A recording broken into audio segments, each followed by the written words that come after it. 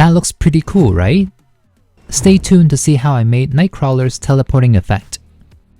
Last week, I worked on Jean Grey and made her outfit look more show accurate. I did encounter a bit of hiccups here and there, but she turned out really cool. Check it out if you haven't already. I'm almost done with the X-Men 97 wave.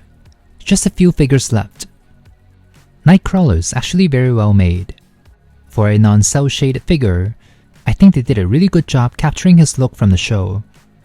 But since I'm cel shading all the X-Men figures, it means I gotta make some minor adjustments. Let's deconstruct this figure.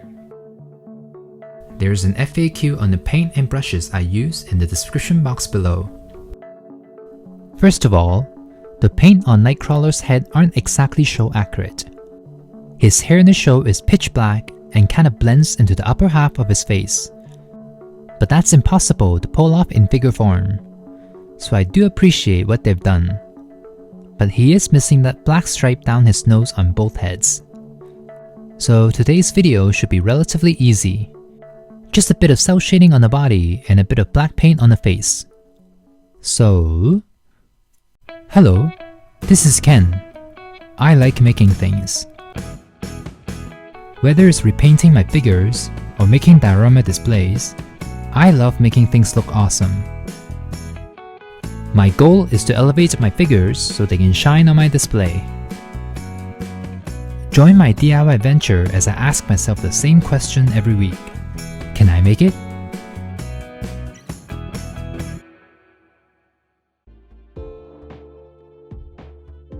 Unlike last week, I'm gonna give the figure a quick sand first. Roughen up the surface so the paint grips onto the surface better. Alright, let's paint. Starting with the red. The red on the figure is already pretty good, so all I'm really doing is mattifying it. For a while, Hasbro kept using that intense orange red on the figures, and it made the figures look so cheap. I wonder if it was cheaper to use that red, or they were just trying to use an eye-catching color to grab people's attention. But I'm glad they stopped using it.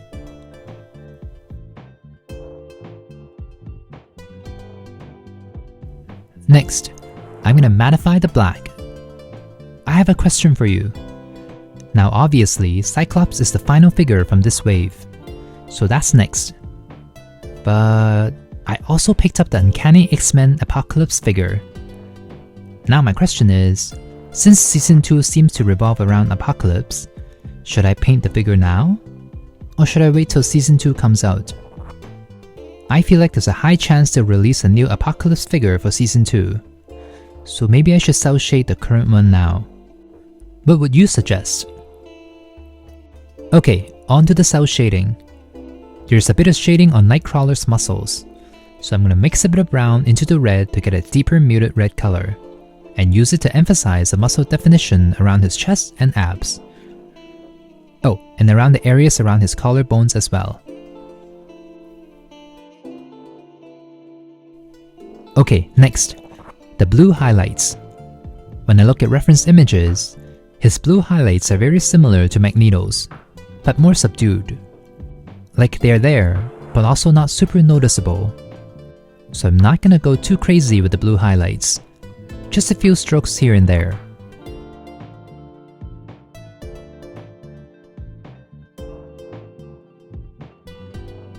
Since Nightcrawler tends to bend his limbs quite a bit, I'm gonna break up the highlights so that when I bend his knees or elbows, the highlights won't get affected.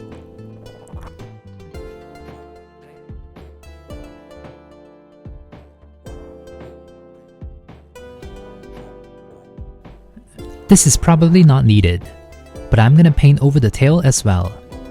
There's nothing wrong with the tail, but because I'll be painting over the faces later on, I wanna keep the blue consistent. I actually tried adding some shading to his gloves and boots. I first tried it with a light blue, but it was too similar to the white, so I tried darkening it a bit, but it still didn't look right, so I ended up wiping it off.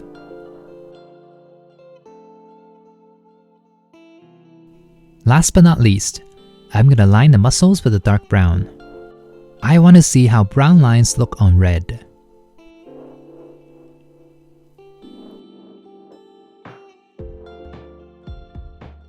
On to the faces. The two expressions look too similar in my opinion. You can't really tell the difference from afar. Anyway, first, let me go over the faces with the same blue I used earlier to mattify and cover up the markings under his eyes. But before I work on the markings, let me paint the hair black first and see how that looks.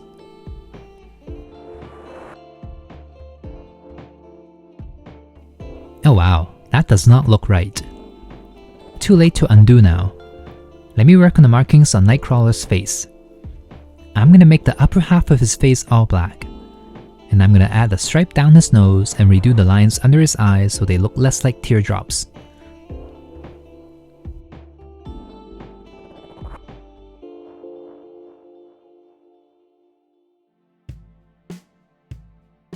And finally, a bit of blue highlights on the tip of his hair. I'm gonna do 1 stroke per clump for one head and 2 strokes for the other.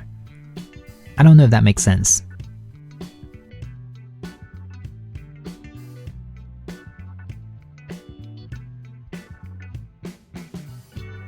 But here they are. What do you think? Do they look more show accurate?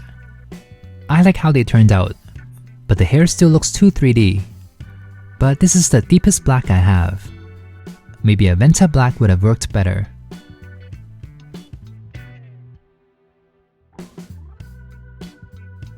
Here's Nightcrawler. He looks pretty good, but he just doesn't look complete without his teleporting effect. But I realize I already have something that reminds me of the teleporting effect. The magic effect I made for Baby Nathan has a very similar cyclone shape to it. I just need to make it bigger and rounder. So let me twist a couple of paper clips into the shape of a tornado.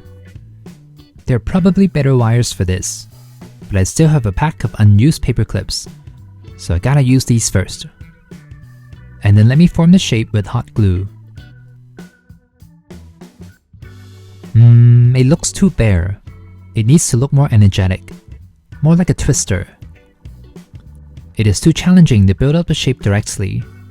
So instead, I'm gonna make a bunch of random shapes on a silicone mat and attach one piece at a time, so I can form the shape exactly how I want it.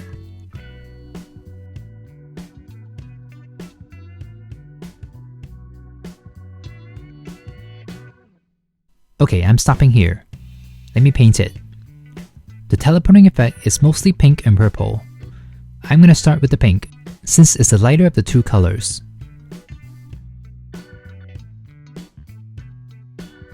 Alright, now let me add the purple, starting with the base, and kinda work my way up, emphasizing the twisting motion. Here's what it looks like. In the past, I would do thin coats of paint to keep it translucent, but since I'm going for a cel-shaded look, I went over the piece a couple of times to get the full opacity. And to give the effect even more dimension, I'm gonna use black to deepen the purple and a bit of white to make it pop more.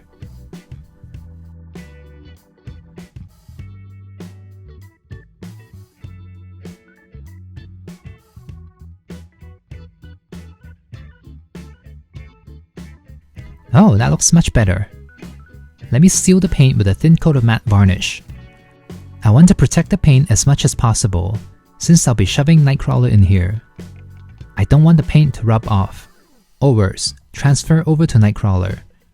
And after the matte varnish has dried, I'm gonna do another coat of matte spray. Double the protection. Alright, here's the teleporting effect piece. It can stand on its own, mostly, and it's kinda bouncy. Let's pray it works. But before I do that, let's take a proper look at Nightcrawler. The main difference I see is the head. The darker hair makes the overall figure look more balanced as a whole. And the blue hair highlights kinda work. The blue highlights in the body aren't that obvious, but once you see them, they kinda have that glow from within look. As for the red, it got deeper. Not sure if that's a good thing or not, but the shading turned out pretty good.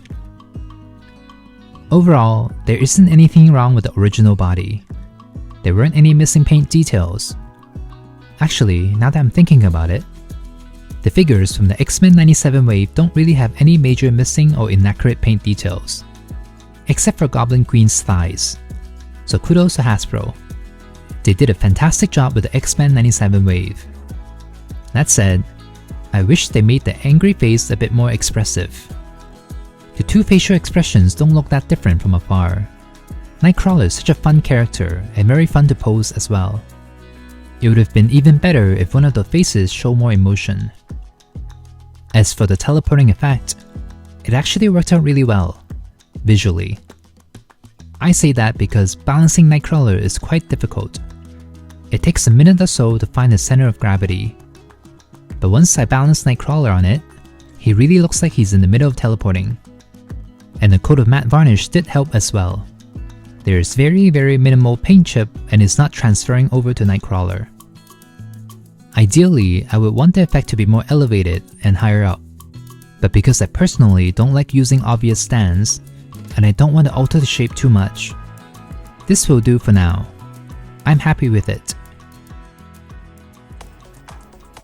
Alright, let's end this for the photo shoot. Nightcrawler looks weird standing upright like this.